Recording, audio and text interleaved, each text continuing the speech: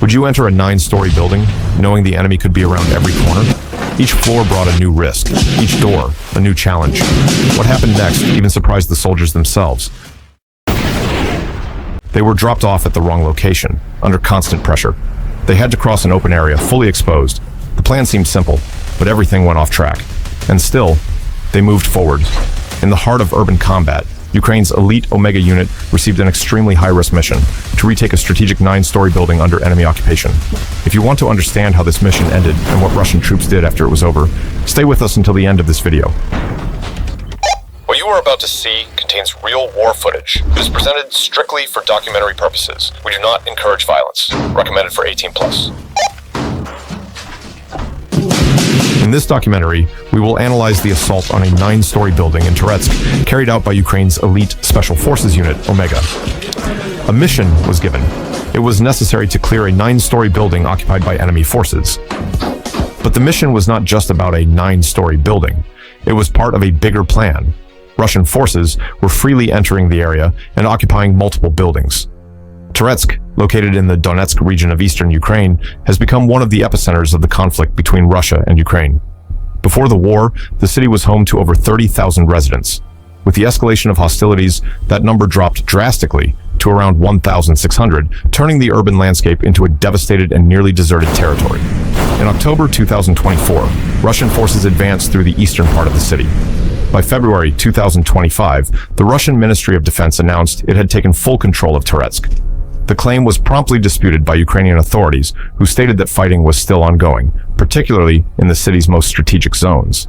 In the following months, Ukrainian forces responded with a series of coordinated counterattacks.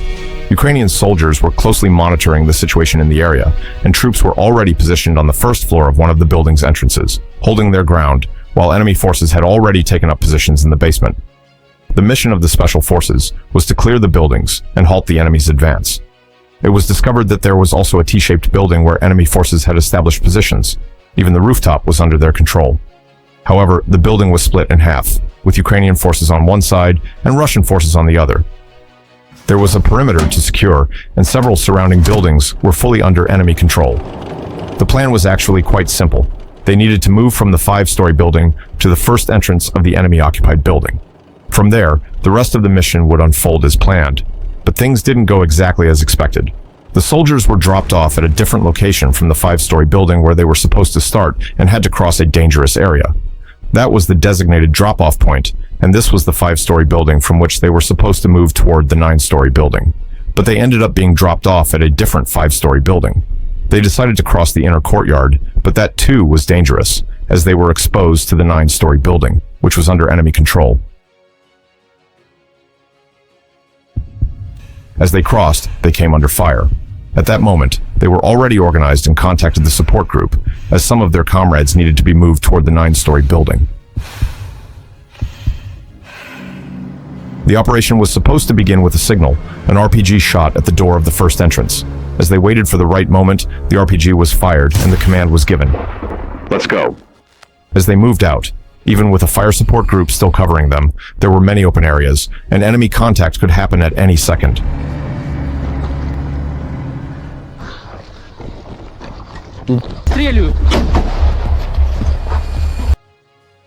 The first 4 soldiers entered the building and, after throwing a grenade, secured the first floor and waited for the rest of the team to reach the second floor.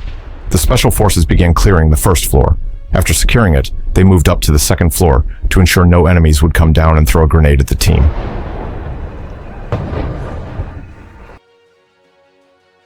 They called in the second team, 8 men. They entered and took control of the second floor. Meanwhile, preparations were made to cover the third floor. The teams took turns moving upward to clear the upper levels. The challenge was that the building had 9 floors, with 4 apartments each. Any section or area that seemed dangerous was targeted whenever there was a chance. The doors were locked. There were wardrobes, sofas, refrigerators. The Omega unit is an elite force integrated into the National Guard of Ukraine, officially established in 2003, with the initial objective of conducting counter-terrorism operations. Over the years, the unit evolved to take on broader roles, including reconnaissance missions, sabotage, and direct combat, especially in urban warfare environments. With the start of the full-scale Russian invasion in 2022, Omega became one of Ukraine's main operational arms during the most critical phases of the conflict. Omega is composed of highly trained personnel, many of whom have prior experience in Ukrainian or even Soviet Special Operations Forces. Members of the unit undergo rigorous training in areas such as parachuting, hand-to-hand combat, combat diving, mountain operations, and urban warfare. They are equipped to carry out missions such as eliminating illegal armed groups, rescuing hostages, and executing surgical strikes on high-value targets. The unit's structure includes several assault detachments, a specialized reconnaissance and fire support unit, and a sniper company known as the Extreme Tourism Company. This internal organization allows Omega to operate independently in various mission types, from sabotage actions to prolonged combat engagements. The equipment used by Omega is constantly evolving. In 2024, members of the unit were seen using the new M23 camouflage pattern, reflecting the ongoing effort toward modernization and adaptation to the demands of the battlefield. Today, Omega represents one of Ukraine's most discreet and effective forces, operating silently and with precision in some of the most dangerous missions of the conflict. Its impact is evident not only on the battlefield, but also in the way modern warfare is being conducted, with increasing emphasis on mobility, intelligence, and technology. The team continued advancing through the building with extreme caution, as enemies could be hiding anywhere. Still, the soldiers pushed forward, clearing each floor and apartment as they went, to avoid moving through the base of the building to reach the next entrance, which was far too risky. They decided to try creating an opening in the wall and entering from above, clearing the entrance from top to bottom. But the plan failed. An anti-tank mine destroyed the 8th floor, and they could no longer proceed that way.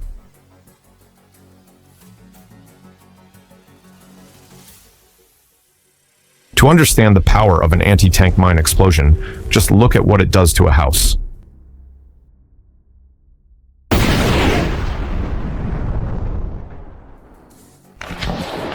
So, they cleared the entire entrance, descended, and brought in the detachment. The second entrance was locked from the inside.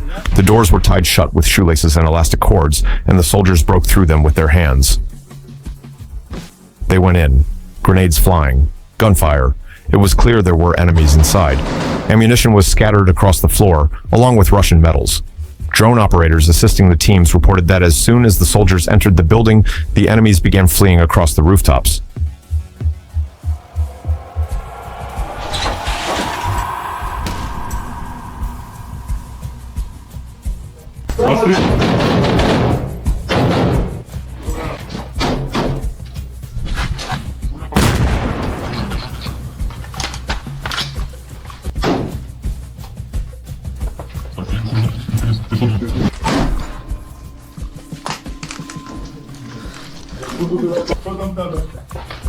The soldiers reached the 9th floor and decided to try creating another opening to pass through. One of the soldiers, the engineer, attempted to install the anti-tank mine in a different way. Still, they had to work their way up from the bottom again. They reached the 3rd entrance with the first 4 men, but the doors were tightly sealed. Unlike the 2nd entrance, they couldn't open them by hand, so they decided that the fire support team would try using single charges or drones to breach the doors.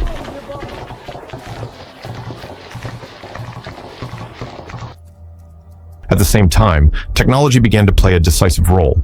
The introduction of the UAS SETH drone by Ukraine significantly increased the striking capability of Ukrainian troops, enabling them to weaken Russian positions and retake previously lost sectors of the city. The UAS SETH is an attack drone with a tailless delta-wing design, powered by a rear-mounted electric motor. What sets this drone apart is its quiet operation and low thermal signature. The soldiers returned a second time, and the doors were still secured the same way. A charge was set at the location, and they managed to breach the barrier, allowing the team to enter. They went in, but the entire entrance was on fire, and the walls were blackened. There was hope the fire would die down, but it only got worse, as the flames spread to the second entrance and began moving down the floors.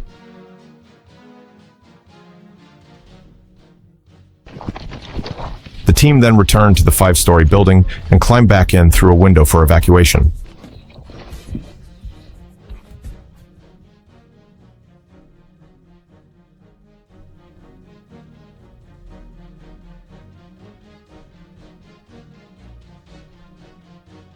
The soldiers exited through the basement via the second entrance and walked along the 5-story building, taking cover behind it. The team moved through an area, but there were trenches, causing some soldiers to fall. They reached a small building, took cover behind it, and held their position as they were under mortar fire. Everything around them was burning intensely. Mavic drones took to the air, and the team decided to enter the building. Inside, the team encountered an elderly woman, which shocked the soldiers. The M113 armored personnel carrier arrived, and the team boarded it, leaving the area after successfully completing the mission. The 9-story building burned for 2 days, and on the 3rd day, the Russians simply demolished it completely by blowing it up. Before the next battle unfolds, hit that like button.